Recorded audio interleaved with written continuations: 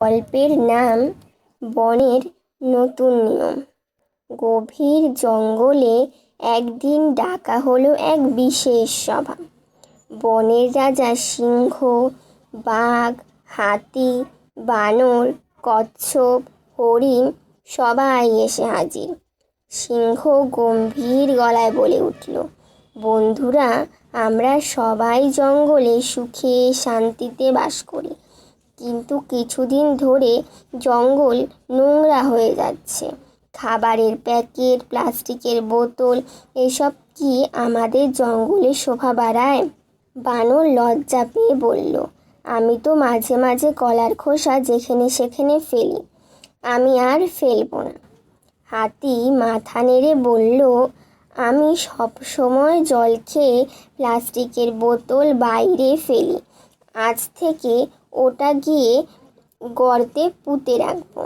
কচ্ছপ ধীরে ধীরে বলল, আমরা সবাই যদি একটু সচেতন হই, তাহলে জঙ্গল আবার আগের মতো সুন্দর হয়ে যাবে। তখন সবাই মিলে একটা নতুন নিয়ম বানালো, জঙ্গল কেউ নোংরা ফেলবো না, গাছ কাটবো না, আর সবার সঙ্গে মিষ্টি ব্যবহার করব। সবাই হাততালি দিয়ে হরিণ সবাইকে ফুল দিয়ে শুভেচ্ছা জানালো। তারপর থেকে বনের সব প্রাণী নিয়ম মেনে চলল। জঙ্গল হয়ে উঠল সবুজ, শান্তি আর সুখের। শিক্ষা। আমরা এই গল্পের থেকে শিক্ষা পেলাম, প্রকৃতি আমাদের বন্ধু, তাকে ভালোবাসা ও পরিচ্ছন্ন রাখা আমাদের দায়িত্ব।